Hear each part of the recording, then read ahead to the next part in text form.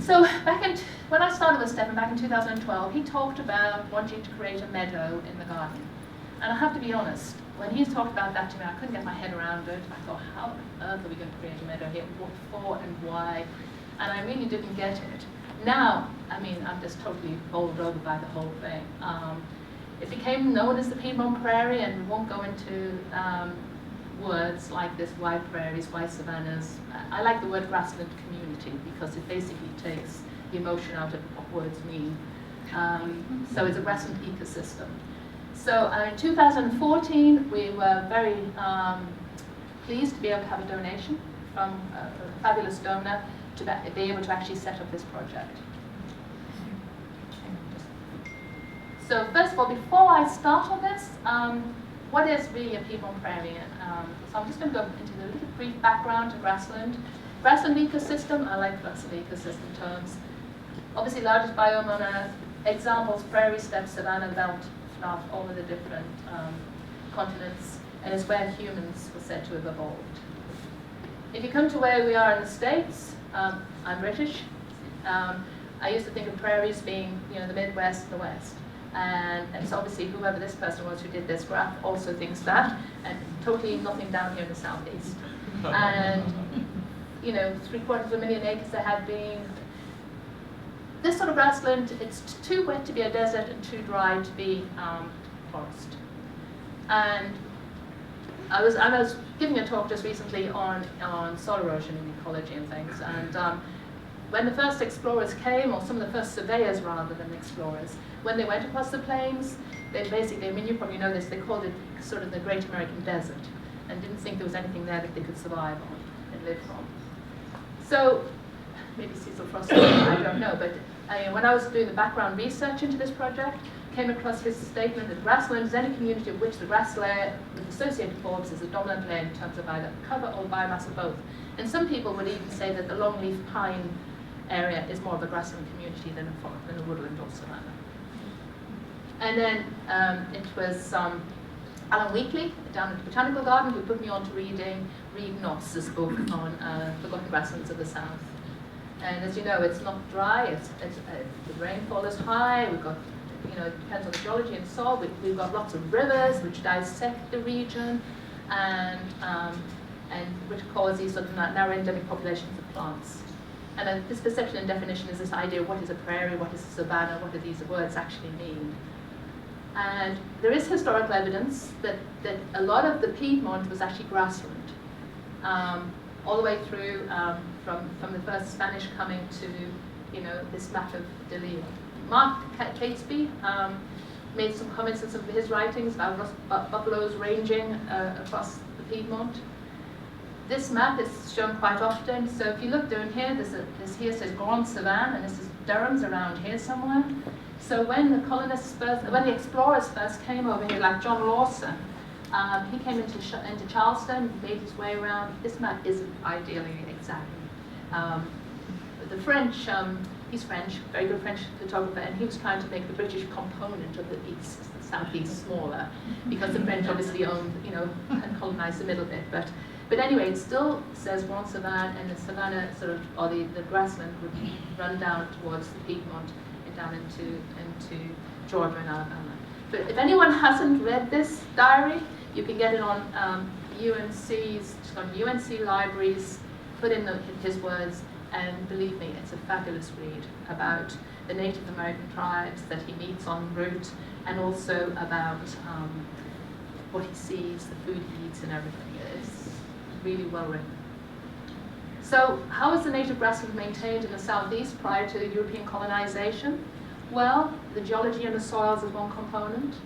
Fire, both natural and anthropogenic, which is basically the Native Americans farmed the land. And the way they kept the trees and the shrubs and everything down was to set fire to them and keep the land grown, keep the shrubs down, allowing the vegetation, grassland vegetation, herbaceous vegetation to last, which obviously attracted in the wildlife, the herbivores, in cases of bison, elk. And also, if you read this Lawson book, he talked quite a lot about birds as well, like cranes and geese, which also graze grasses. And they ate them. And a lot of the plants, just as in the Midwest and things, the plants are tolerant of drought and tolerant of fire. And this is something Stefan gave me the other day, because we're doing some signs for our prairie. We haven't got them up yet, so he's really good at doing lots of deep research into this to get the best information we can to put out there for signage. And these soils here, called alky soils, which run down here, down this sort of region, down, I guess the Mississippi's down this region, but in this region, it's very similar down the Piedmont too. So, we wonder whether the soils there sort of were partly, encourage the type of plant growth that we get down here in the Piedmont as well, but there is an overlap there. And so, why is this landscape vanishing? Originally, I called it a lost landscape, and Johnny Randall at the Botanical Garden, because we were talking to him about it, and he said, well, I don't quite like the word lost, because there are plants still around, but I guess the Native Americans have gone, and the large herbivores are gone, but we still have some of the plants. And the vanishing landscape is because of obviously intensive farming and forestry and urbanization. So it's becoming very fragmented. So come to us at the gardens. Why are we doing this? What is the reason for us? So we got the money to do it, and the justification is botanical gardens are like a portal to the world, to the people. So we are a way, we're a gateway that the public can come in and see things. We get 300,000 or more people through the gardens every year. And if we can influence anybody that comes through the gardens and can read our signs, see what we're doing, we think it's good. I was at a native seed conference just recently in Washington, and these are the people, a lot of these people are actually doing the renovation of landscapes and everything, but they need to get that information out to people, and it's the botanical gardens who really help in doing this. There are others as well, but we have a real role in showing the people in the world, what the issues are. So it's education, and I think you need a narrative too. We need a very good narrative about its history and its culture and its ecology. And I think with this story, there's a great narrative because of the loss of the Native American population, the loss of the herbivores. There's also involved, we do plant conservation too, and it's also about wildlife and plant biodiversity, which I'll come to. For us, specifically at the gardens, when we have visitors coming in, and as I'm sure you find it at the Ralston too, they think, well, where do we go? Where do we go? What's in bloom? What's happening? And at this time of year in Bloomquist is fabulous because we have all of the spring flowers are coming out and everybody rushes to see them. But as the season wears on and you get into the summer, it's ferns, and people are not so excited by ferns. They want to see where the tulips still are, which finished months ago, or in winter they want to know where the roses are. But this also offers us a second destination. A destination from midsummer to late summer and into fall, because this sort of landscape looks beautiful. Almost, this is probably the worst time of the year, but even now it's not too bad. But from, say, May, June onwards, until we cut it back in February, I thought it was looking fabulous. I thought it was really, really fabulous. And it also gives us a juxtaposition from the manicured lawns, the manicured gardens, to something more wild and native, more wild and just something different. Because people think of gardens, they think of tidy, manicured often, I think. But this whole bringing a different perspective of trying to open people's eyes to a more naturalistic approach to gardening. So other than the wildlife, the conservation and everything else, there is a different message we want to send too. So, to the details. This is the area in the garden. I don't know how many of you actually know this garden, but there's an area about an acre, and people would say to us, where have you put this prairie, or this rendition of this prairie, because there's no space. Well, there was an area called the Pinetum, which was mostly loblolly trees, and it's near to the admissions office, and I don't know whether that's southeast or west, it's the west side of the garden. And we basically put it there, and in 2014, so we got the money in July 2014. This is how it looked in September. And in parallel to this project, we had another project going, which demanded a lot of time as well. So Stefan set me loose on this project to do the planning and organization to get this in place. So we had to remove trees. So we removed a lot of we took down 20 or 30 loblollies trees and stored quite a substantial number of them, and you'll see later what we did with those. So this is 2014. this is 2015, a year later. This is 2 months following planting. And this is 2016, September, so this is what, last September. So that's from basically from those trees to then in 2 years, I guess.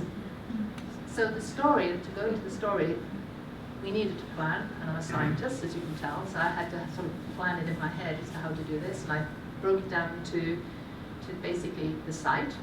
That wasn't going to change, but we had to prepare it. The plant collection, you know, and then how do we actually put one plant next to the other? And that also required some thinking about too. So, again, as a scientist, I read, and I'm a big believer in consulting as many people as you can possibly consult. You ask them very open with people about what we were doing. We want your help, we want your support. What would you do if you were in our shoes? What did you do? What would you do if you were doing it again? What mistakes did you make so we don't make the same mistakes? And it's basically talking a lot to local people. I mean, we're talking to people who were converting 80 acres or more to people who were just doing small plots relatively like ourselves. Obviously I'm in the UK, and I went to see James Hitchwell from Sheffield, who designed, along with Nigel Dunnett, they designed the gardens for the Renwick Park in 2012, because he uses a lot of native plants for that, and asked him how he did his designs, how he deal with that. We talked to this chap here called Darryl Morrison, who's an American famous landscape designer, about how he does prairie design. This lady here, Marie Petit, who some of you may know, she lives near High Point, and she has converted about 80 acres of her landscape into native grassland. Mostly she is after wildlife, that's her goal. Went to see the beautiful 112 or whatever acres of meadow at Longwood Gardens, and obviously up here we have our friends with Shannon here and people up at Hoffman Nursery to inquire about the grasses. How do you grow grasses? How are grasses grown? When do we harvest the seed? And then we had Prairie Ridge, some great friends at Prairie Ridge, and talked to them, and obviously our friends down at the Botanical Garden, and then at Mount Cuba we talked to them about how to manage it. So, and there are more, but these were the first people who I talked with. And, you know, do we use plugs? Do we use plants? Do we use seed? Okay. Do we collect locally types, or do we buy things from Ernst Seed or whoever or somewhere from Texas or something? What do we do to the soil? Do we fertilize or not? And these are the recommendations that we received, just some of the recommendations for this site. They recommended strongly that we use, because it's an acre, we do it plugs or containers, and that we don't sow seed in our situation. But it depends on your situation. You might just have to sow seed. We wanted to collect local ecotypes. We wanted to go out there and look for our own seed. And this, you know, I'm speaking now, 2 years, maybe 3 years later. This was evolving, you know. I mean, it's easy to speak now afterwards, but all of this was evolving as we were going along. And we decided to do local ecotypes. Everybody says do not fertilize soils for nitrogen and things like that when you're working with native wild flowers. Control the weeds and invasives. That was a big issue for a lot of people, especially Marie Petit. She spent her whole time trying to control just sort of the weeds, the grasses that were already there. And then you start getting to think, well, what ratio of plants to wildflowers? And then obviously comes which plants, which wildflowers, which grasses. And then people say, well, how are we going to manage it? You know, about mow, do we control burn? So lots and lots and lots and lots of questions really to be answered. This is the area that we took the trees down from here, and that was the first area we worked with him. And now we've actually covered this area into here, an area back here, and an area here, and we're actually taking some more trees down here. And so the whole area is going to be an acre by the time we finish this year. And here we have Quinn. If you have Duke students, what's the use of them? You know, they come and help us as interns and work studies and help us move all our wood. So he's been with us for a few years, actually. He's a great guy. So we took the trees down and took the logs away, kept some of the logs to build a building later, which I'll show you. Here's Michael Patrick, one of my ex-colleagues who's left now, and he's cutting it all up. So there's a lot of work is what I'm showing here. So the soil, like a lot of soils in Durham in this area, pretty eroded. Clay, mineral soil, and all I did to it was the pH about 4.5, and we were recommended to put on 2 tons of lime per acre, and so that's what I did. So I put on the lime.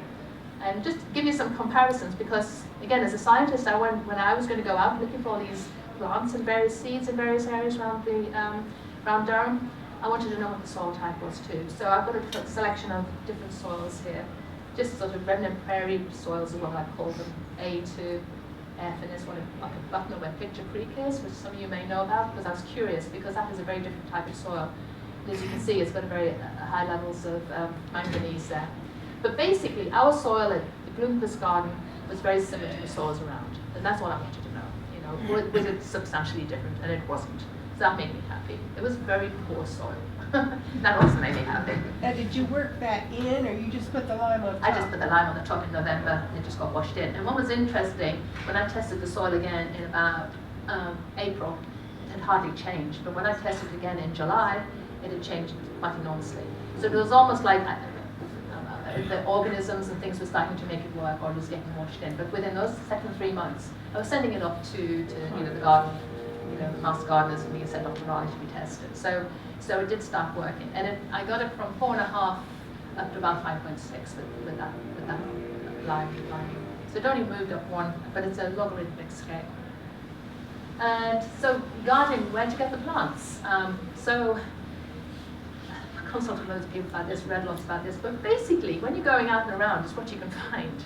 I had a list of plants that this was an ideal list to have, I thought. I mean, talking to John Randall, talking to Mike Kuntz at the Botanical Garden, talking to the people at TLC who did, the restoration in Horton Grove, and talking to people at the Prairie Ridge.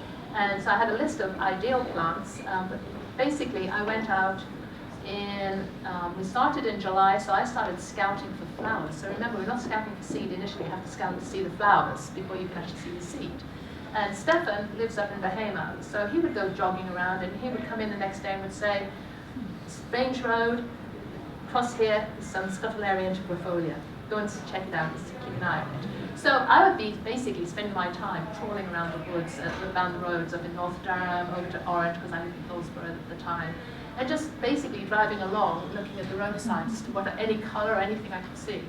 And I've done that for the summer of July up till November, and then I did it again in the spring of 2015, and in the fall of 2015, and then last year throughout 2016. And I'll undoubtedly do it again this year, looking for plants. But the questions at the beginning, when I didn't know all of this, was where do I get the seed? When do I harvest it? And you learn a lot from it. I'm sure you are, all as gardeners, know that some seeds stay there forever, another seed, as soon as they form it gets thrown out, like silening. If you don't catch it at the same time it's almost formed, you've lost it. Do we need permission to collect the seed? Where were we collecting it? How many different locations? And then when it comes actually down to when we were doing the design, how many plants do I need? How much seed do I need? What's my germination rate? So all of this were unknowns. And where do I go? Well, we have what's called prairie remnants around. There are areas obviously like Penny's Bend, which is managed by the Botanical Garden, but then you have the roadsides. This is a roadside under a power line just on the borderline of Orange, between Orange and Durham. Railway embankments, a few undisturbed pastures. Penny's Bend, and this is the Picture Creek up in Butner. And this is me, the truck, and then that is Helianthus atrorubens. I find that, so this is what you basically go and find eventually. You find dead plants, appears to be dead plants, and you have to get the seed. But earlier in the a few weeks, months before that, it would be flowers, which you'd seen, so you knew where you're going back to. And so these are just nice pictures of places I would collect. So every time I took the truck out, I'd have it filled with my brown paper bags. And I would leave them on the bench. They say up to 3 weeks, but it all depends on how dry it is. If it's very dry, you don't need to do 3 weeks, but So I would dry them on the bench, then you would set about cleaning them. This is very manual. I have no machines. I have me and a magnifying glass and a light, and you can do it, you know. And blowing is very good. Instead of a blowing machine, just use your breath. And I thought I could set up a business, you know, but maybe don't even. Maybe I wouldn't make money from it. I don't know. But anyway, so these are all the seeds, and they're sleepiest. You set fire to them, and at one stage it smelled like toasted sesame, so I think it was a little bit too strong. Is that why they won't grow? Because we didn't burn them? No, it's just an easy way to get rid of the papillae. But no, you don't need to burn them. There's just a quick way of getting rid of that instead of plucking it off manually. So, and yeah, but that's another thing as well. There's a lot that you learn by just doing things. One year they'll grow, the next year they don't grow, and I've observed that too. So the grasses we prepared for Hoffman, and so we went up to see Scott and people up at Hoffman and Shannon, and I said, well, this is the beginning. I said, well, when do I collect a seed? Well, it depends. And how many should I collect? Well, it depends. Well, it depends. And it does depend. I have to tell you, it depends. So what I would do is I'd go out in, let's just say, where are we? You know, let's just say, oh, I didn't know. They formed seed about August, September. Should I go in October? Or should I go 2 weeks later? Or should I go in November? Yeah, I ended up, to begin with, going all the time. I'm a scientist, remember. So I would collect all of this different seed, then I would do germination tests on it. And when I was happy with it, then so I had quite a lot of seed. And then I would package it up and send it up to Hoffman, and who I have to say were fabulous. And they had produced this, I don't think that's all ours, I think that's your advertising. But this is what was brought back to us. So we sent that seed, if you're interested in the timing, we sent that seed to you in about January, something like that. And then you would grow it up from April, March, up now, isn't it? When you're propagating it. Because you're doing some more for us at the moment. So, and then they delivered it to us about, we went and got it about June, wasn't it, June? So this is the first batch. And the first year we had 8,000, people had 8,000 plugs. Last year we had something like 2,000, I think we're going to have about 3,000 or 4,000 this, 3,000 this year. So that was grasses. So who's going to do the flowers? Well, that was me. So we did try and see if we could subcontract them out, and we were going to have to produce something like 2,000, 3,000 flowers, you know, individuals. And nobody really wanted to do it. And then we thought, come on, we're horticulturalists, we should be able to do this. And we did. So we went down to see Matt Goki down at the Botanical Garden, who is absolutely delightful. He is a really great guy, and he is the propagating chap. You probably know him, most of you, down at the Botanical Garden. And so he showed me exactly what to do. So a lot of this is collaboration. I'm a big believer of collaboration and sharing information, just to let you know this. And we went back, slightly altered what we were going to do to what Matt does, because our facilities are different to theirs, which is what you have to do. And so I wanted to put them straight into these little cells, because I thought it would be easier once they grew to pop them out and put them into bigger containers.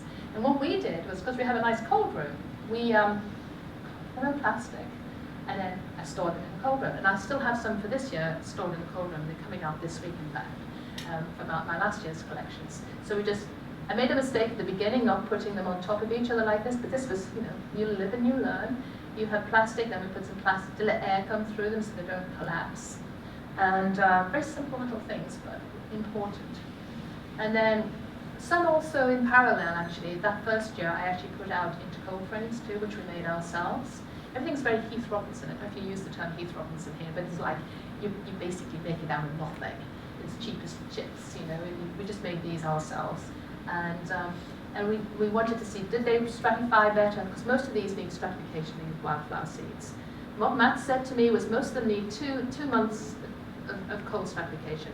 You have the seeds on the surface, and then they should grow. Well, if they're going to grow, they'll germinate. So I had some outside, and I had some in the cold room for comparison. And these are my little hoop houses. And lo and behold, they started to germinate. And Stefan and I would be just sitting staring at them. You know, they did grow, you know, that's so amazing. And you can see that's Liatrus now. You see the Liatrus ones? So this is what happened. They grew. So, and then they kept on growing. And then we had to transplant them quite quickly. So this was March, April, May they were growing and germinating, depending on the species. transplanting about May to June, and you would not believe how big they got. I had to keep cutting them back in our little hoop. Well, this area now, as you can see, I just made it up with a little bit of shade up there. I had to keep cutting some of them back down, and they just kept growing. I had to keep cutting them back down. And these are 15 3.5-inch pots for them to carry in a tray, and they just kept growing. Rebecca's, Praetorians. I'm just amazed by these plants, just absolutely amazed. And this is the day of planting. That is quinine, I mean, they were huge. And every single one of them, apart from Liatris, flowered that year. In that first year, we put them in the field. And something I've learned since, being at a few meetings on endangered species and things, is that the bigger the plant is, the more likely it is to flower. And survive. But that was the size of the plants we were putting in July, and they were just seeds in March. And they received, I have to tell you, they received 1 dose of slow-release fertilizer. Matt suggested we give them 1 dose of slow-release fertilizer, and that's all they've received since.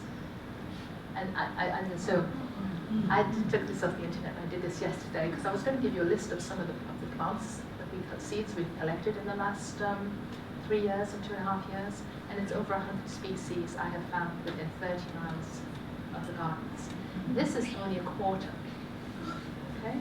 So what I tried to do is, I've got 4 Rebeccias, I've got several Liatris, I've got several Asclepias, and there's more out there to collect. And coming from Britain, where you have 1,800 thereabouts wild native plants throughout the whole of Great Britain, you come here to the Piedmont, and what we're seeing here, it's just absolutely stunning. And I thought this looked prettier having it as flowers. So now we come to the ecological planting time. So here we have the land, we have the site ready, prepared, we have the plants now grown. Now, how are we going to put one next to the other? And I have to tell you, if you go to the prairie area where we have this rendition, it looks wild, and that was our intention. I wanted it to look like when we came through the entrance, it looked as if it had always been there. So it didn't have to look garden-esque. We didn't want it to look the way, what's the Dutch guy? Rudolph design. I like it, but it wasn't for us. We didn't want it looking anything like that. We didn't want it looking the way James Hitchner does his either. We wanted this to look like as if it had just arrived, in the Piedmont of North Carolina. But we're still a botanical garden, so it still had to have an element of looking pretty. So it still had to be designed with the specific design. So we decided to, the way we did it was, for each of those plants we used, we had a student as an intern that summer to look at each plant and look at its ecological requirements. I know we're talking about sun loving, but some would tolerate a little bit of shade because the savannas still had trees and things. So which ones liked it wetter, which liked it drier, which ones liked it tolerate a small amount of shade, which ones wouldn't. So we worked on that. Then we would go out, sort of Darryl Morrison would say, look at the wild. How do the plants look? Do they grow in clusters? Do they like Asclepias? You have one here and then they fly somewhere else. They set seed. Or do they grow in clusters? So we were using that information to design this plot. And that was the plot, the initial plot we did. So it's phase 1, phase 2, and this year we're doing phase 3.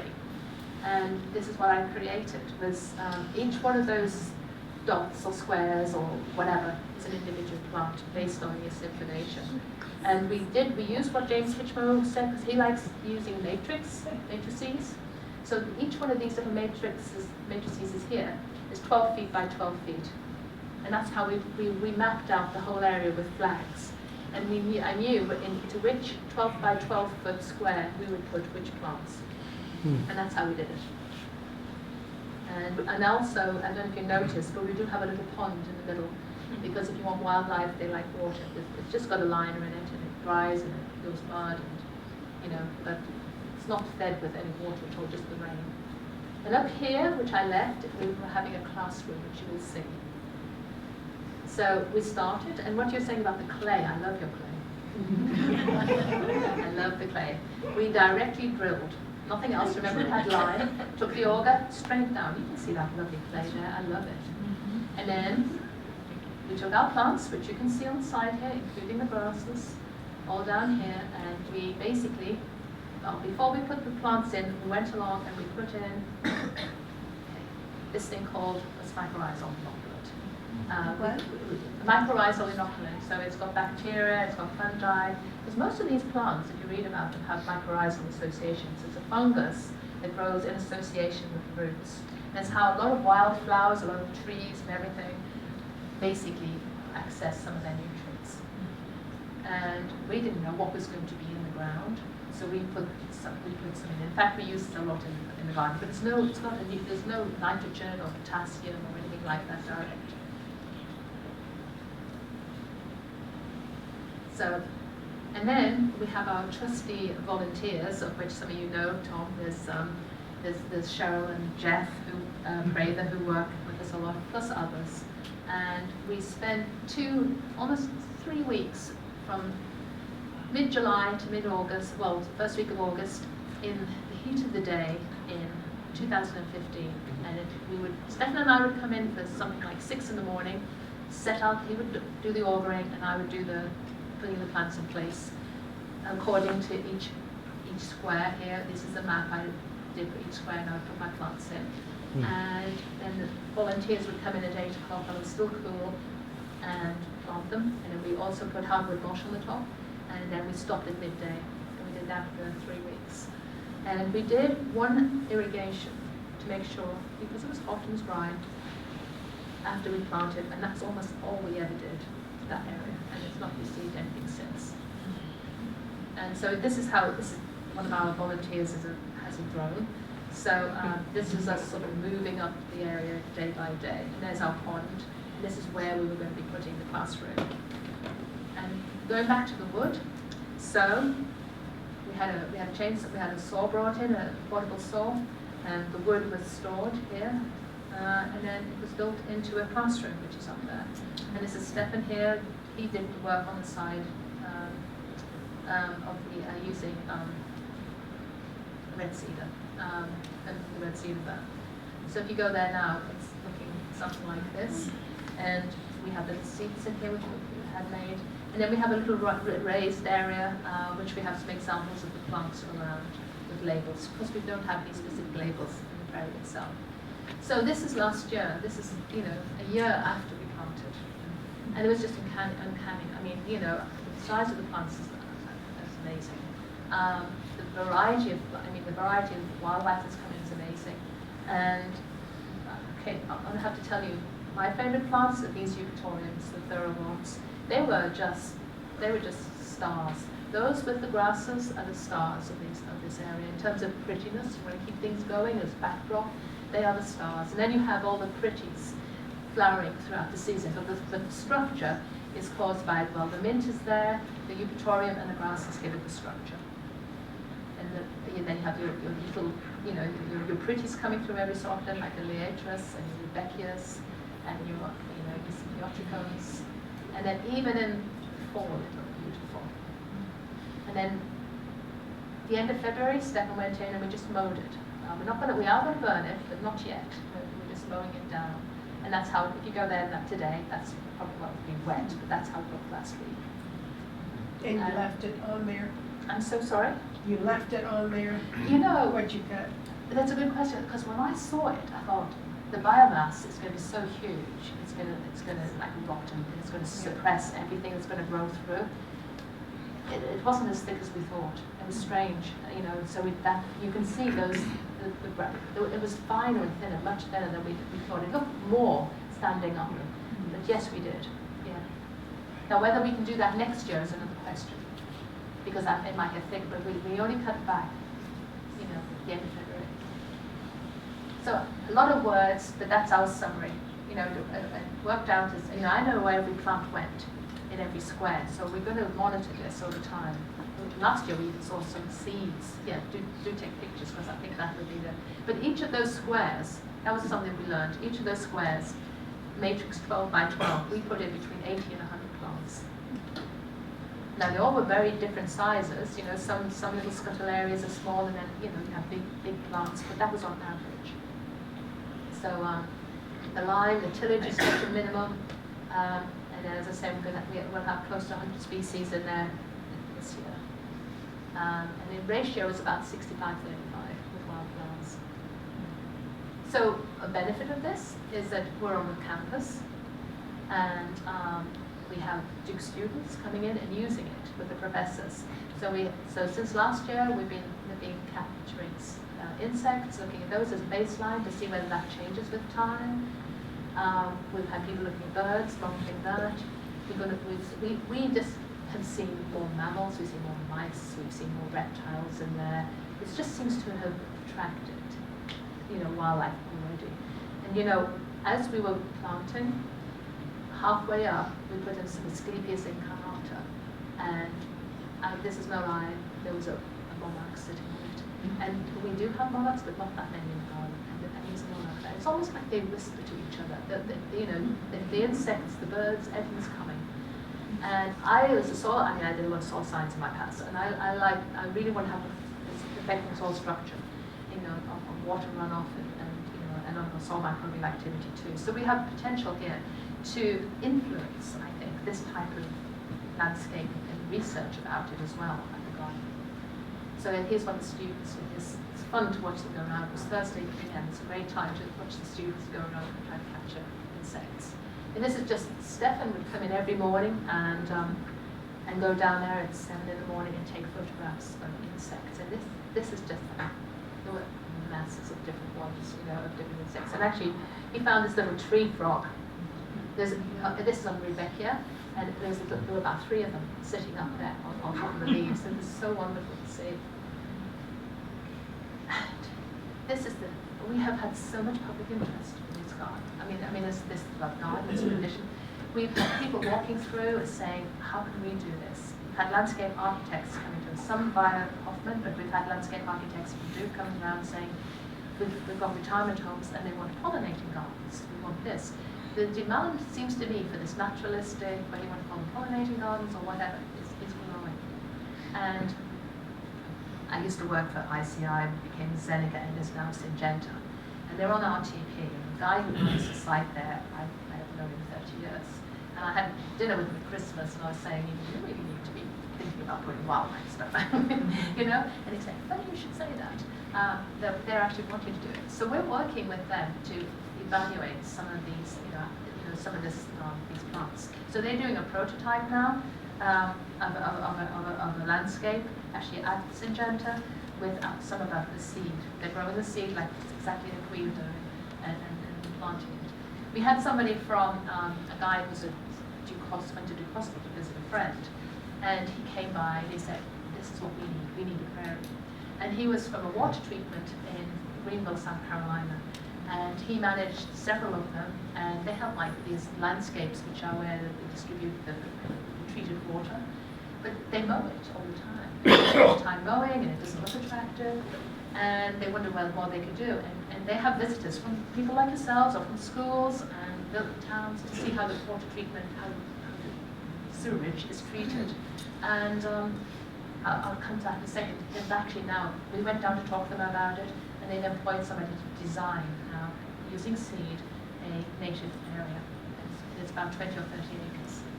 But as I say, we're working with the university to get some scientific work. We're going to give a talk at APGA in Toronto this summer.